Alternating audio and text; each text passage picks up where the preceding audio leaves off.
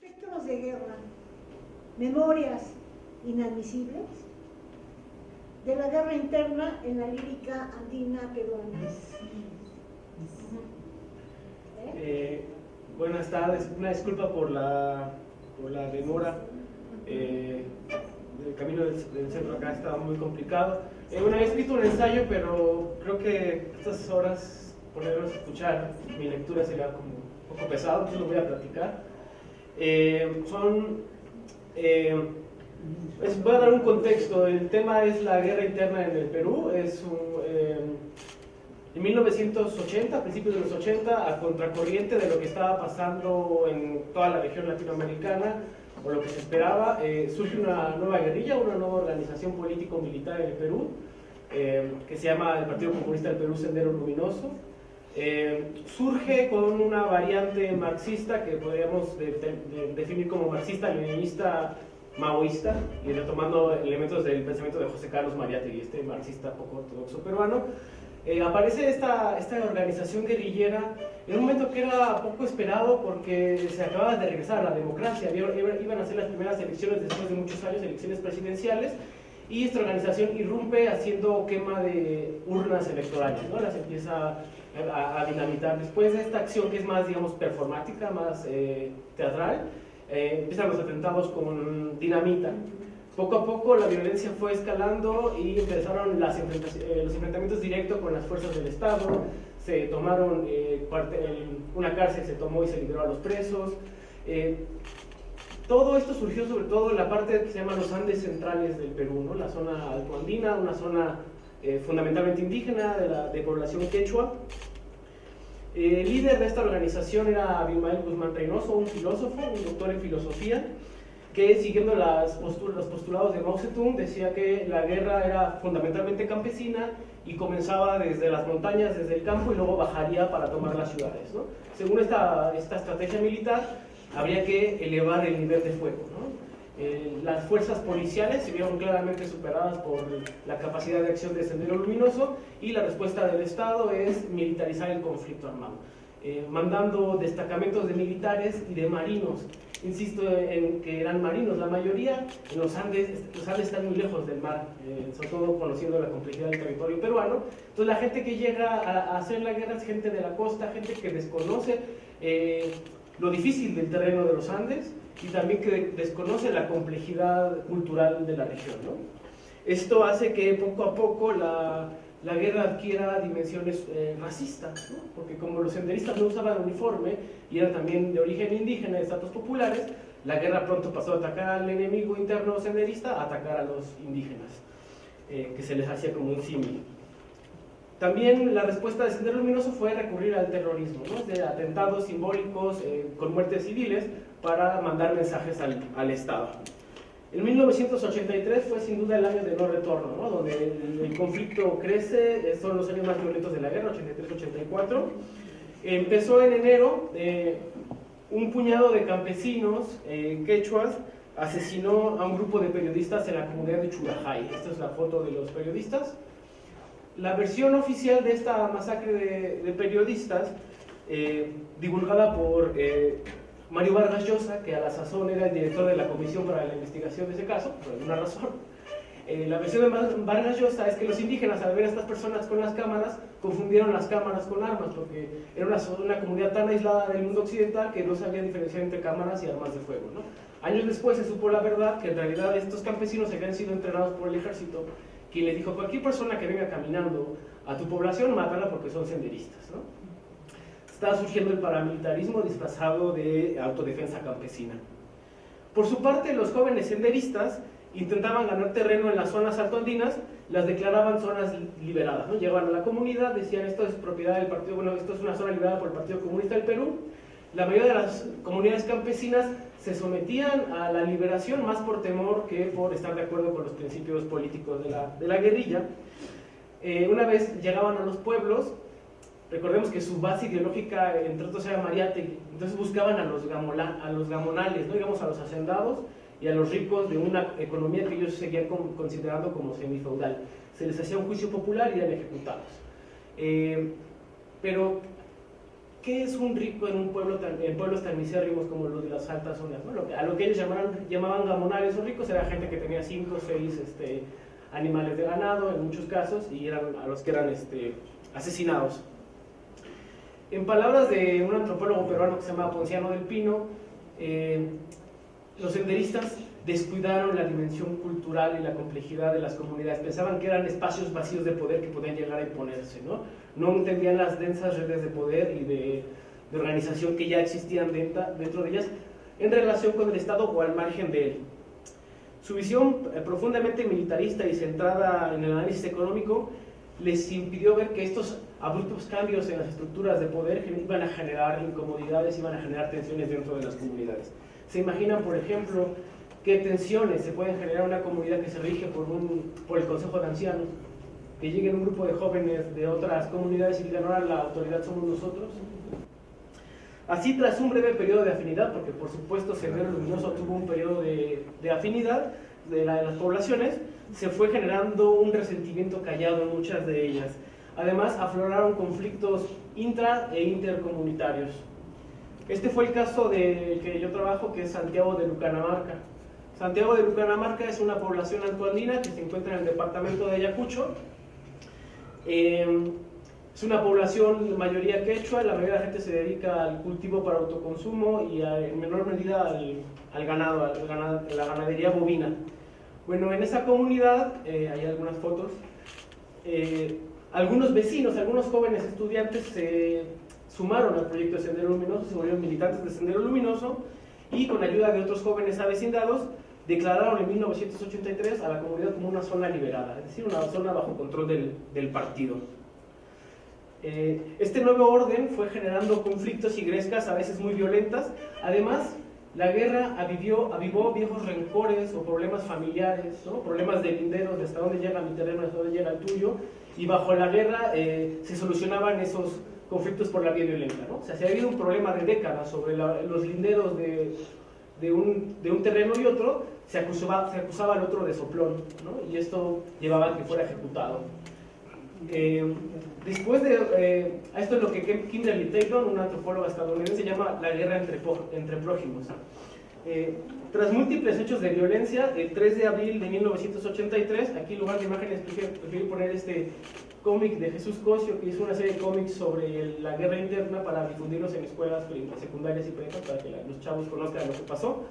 El 3 de abril de 1983, una columna de 60 senderistas ingresó a la comunidad de Lucanamarca y asesinó a 69 personas con machetes y armas de fuego para luego incendiar el poblado. Las víctimas fueron asesinadas en el centro de la plaza, 18 eran niños, 11 eran mujeres, y Evenciana Huancawari, una de las sobrevivientes, lo recordó así hace algunos años, cito: separaron a varones y mujeres en la plaza principal, a los varones los hicieron recostar contra el suelo en el centro de la plaza y a las mujeres las ubicaron en los rincones. Luego empezaron a atacar a todos los varones con hachas, con balas y con granadas, mientras les decían: ahora pues avisen a sus padres, esos perros uniformados. El propio Abimael Guzmán, el líder de la organización, justificó esta masacre porque estaban siendo traidores a la causa. En este sentido estaba siguiendo las directrices del propio Lenin, que decía que en algunos momentos en la revolución se tenía que recurrir al terror, como en el 11º Congreso del Partido Comunista.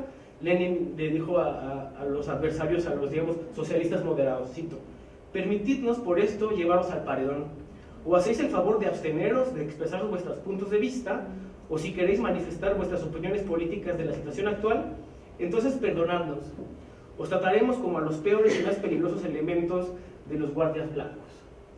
Si la traición era condenable con ejecución, ¿no? El caso de Kronstadt durante la Revolución Rusa es simbólico. Según esta visión, la guerra de posiciones de Sendero Luminoso no podía tolerar traiciones del pueblo. Tras la masacre, la comunidad fue controlada por el ejército, que estableció un estado de sitio que se prolongó hasta el fin de la guerra. Durante esos años, que son más de 10 años donde el ejército controló la comunidad, se tuvo muy poco acceso a los medios de comunicación y se cometieron otra serie de violaciones a los derechos humanos, ¿no? Pero esta vez por parte del ejército, pero esa es la menos. Si bien a la larga, cuando se acaba la guerra a mediados de los 90, este relato se integra, digamos, fácilmente al relato nacional, al relato de guerra, porque sirve al Estado para decir, ven, los comunistas son los terroristas, los comunistas son unos asesinos despiadados. Entonces, es una memoria útil para la guerra anticomunista. Sin embargo, hay otras memorias que no son tan visibles, otras memorias que durante años se mantuvieron ocultas o se mantuvieron soterradas.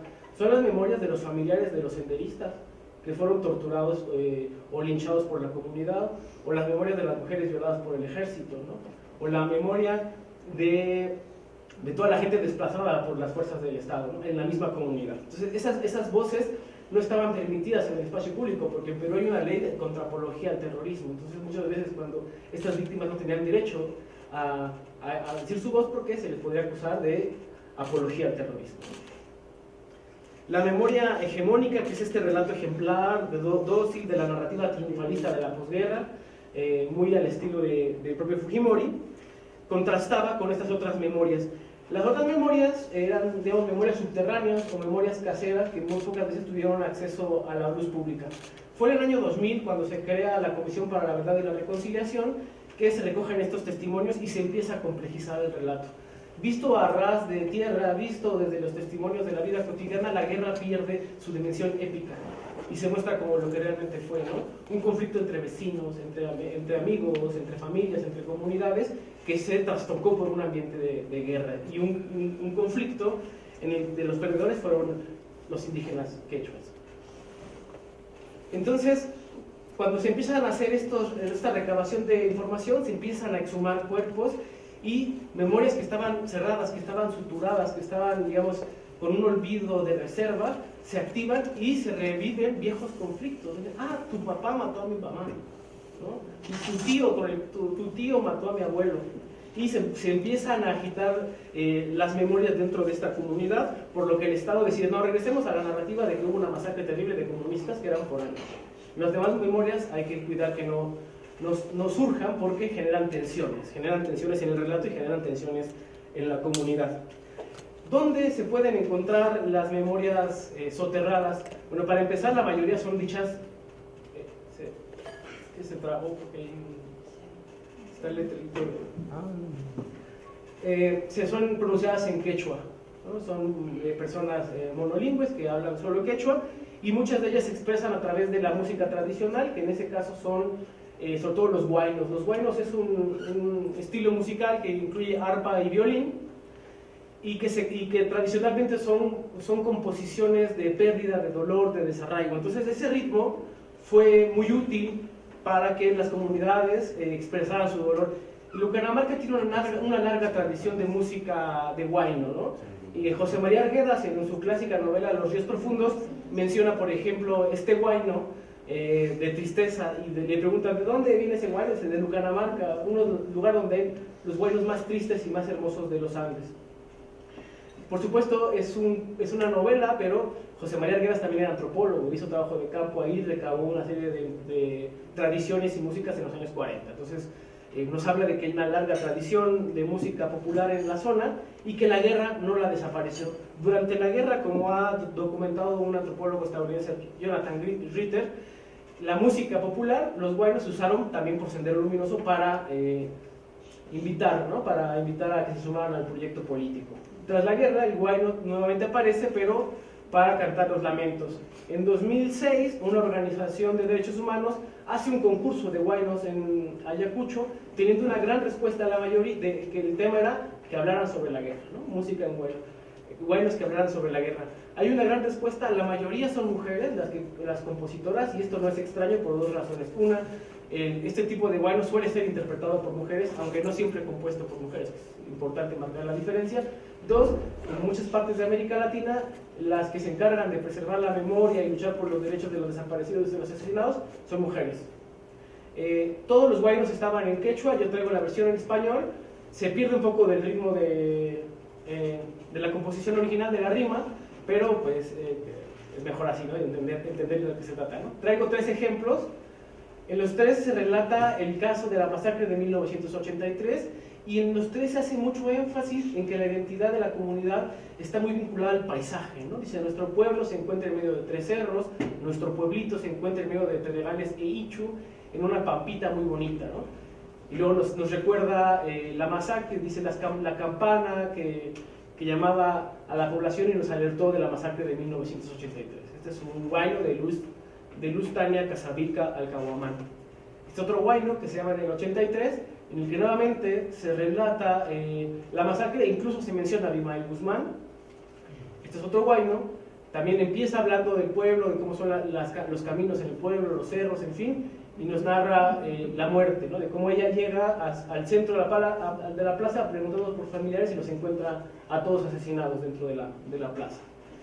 Todos estos huaynos comparten dos elementos. Uno, la importancia que le dan al paisaje, al territorio, como un elemento de identidad comunitaria. Y dos, que se centran solo en la masacre de 1983 sin complejizarla. Ninguno de los huaynos de este concurso hablan de las víctimas del ejército. Tiene que ser en una pequeña revista de circulación local, que es esta, que se llama... una pequeña revista local que se distribuye solamente en la comunidad de Lucanamarca, en donde se da la posibilidad de escuchar otra memoria, ¿no? Al final de la revista, que es una revista que solamente tuvo un número y que se reproducía y se repartía solamente entre los comuneros de Lucanamarca, viene esta composición de Sedwin Huaripaucar Huancahuari, que es la única composición donde se habla desde otro punto de vista. Voy a leerla y con esto cierro. Ocuparon mi patria, expulsaron a mi pueblo, anularon mi identidad y me llamaron terrorista. Confiscaron mi propiedad, arrancaron mi corazón, demolieron mi cuerpo y me llamaron terrorista. Me destruyeron, me liquidaron y me humillaron y yo era el terrorista, sin serlo. Y cuando rechacé todas las barbaries, pues ellos liquidaron a un hombre que trataba vivir un día más. Me basta morir en mi tierra, ahí enterrado, confundirme y reducirme a la nada. ¿A quién le está cantando Sedwin? Le está cantando al Estado-Nación. Le está cantando al Estado que llega, me coloniza, me expulsa de mi pueblo, me anula mi identidad y luego me llama terrorista. Y el propio Sedwin es consciente de que esta memoria se va a perder, ¿no? Porque es una memoria incorrecta, inadmisible. Es la memoria del militante que se da por derrotado, y la derrota definitiva es el olvido. Por eso quiero repetir la última frase. Dices, yo sé que esta memoria no va a ser reconocida, me basta morir en mi tierra, ahí enterrado, confundirme y reducirme a la nada. Gracias.